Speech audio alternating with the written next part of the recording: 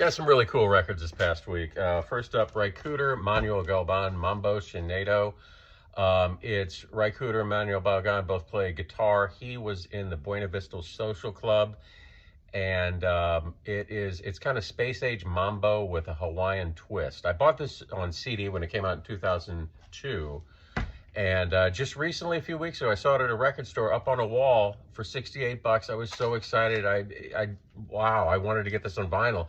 And I looked at it, it was scratched, not horribly scratched, but still nothing you want to pay $68 for. I quickly checked Discogs. I could get it for 43 bucks in near mint condition. So I did that and waited, and just recently got this in the mail. Other than the title cut that has a chorus, this is entirely instrumental. The interplay between these two guitar players is the show. This is a really warm record, and in spots reminds me of Los Lobos' Kiko. Mitchell Froom didn't produce this like he did Kiko. This is produced by Raikuder. But highly recommended. This is a great record, a nice evening record. Next, Jerk Boom Bam. This is another series. I've been going nuts for series lately. This is volume 6, and it's killer upbeat soul. I don't know how many volumes there are of Jerk Boom Bam. Probably like 10 or 12. I've got about 5 or 6 now at this point. Late 50s, early 60s, as is the case with most of these comps. Well worth looking into. Probably have to find it online. You're not going to run into that in the bins very often. I talked about Ronnie Dawson a couple of videos ago. Rockabilly guy in the 50s. He was a kid with a high voice, had a couple regional hits in Texas, but then really, for me, broke out in the late 80s when a British label signed him. No Hit Records. Just Rockin' and Rollin' from 1996. I think this is his 4th or 3rd record in his rediscovery and reemergence, where his voice dropped, his guitar chops through the... he was a real fantastic guy in his second go-round. And there's a little Tex-Mex flavor in this album, which is good. There's horns in a few tracks, which is great.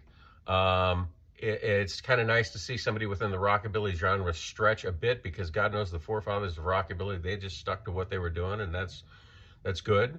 But it's nice to hear people stretch. If you want just pure pedal to the metal rockabilly, his album before this, 94's Monkey Beat, is the way to go. Bud Shank, Brazamba, another Brazilian record from, this is 1963. They're mostly from 1963, 64, 62. Shank recorded a lot of bossa stuff before, but this is probably his best one. It's him with guitar backing Joe Pass, one of my favorite jazz guitar players, bass, drums, and 2 percussion. It's a gently swinging record, and probably as intoxicating as anything that came out of Rio at the time. This is highly recommended. Next up, Burning Spear, Living Dub Volume 1. Found this at Station 1 in Pompton Lakes. Love those guys. And it's a dub version of his 1978 Social Living album. Willie Mitchell, Driving Beat. That's a cool cover, right? Willie Mitchell was best known for the man at High Records who signed Al Green. He produced Al Green's biggest hits, and around 70, 71 became the president of High Records. For years before that, he had his own recording career. I think he's a trumpet player mainly, also plays piano, organ, and vibes on this record. Produced, wrote the whole record. It's funky soul that mixes jazz sophistication with down-home blues. I think this is his 3rd record. Soul's Serenade is his first solo record. It's, if you know the song Al Green, Al Green's biggest hits, you like that high sound, High Records, Willie Mitchell, check it out. That's it. Thanks.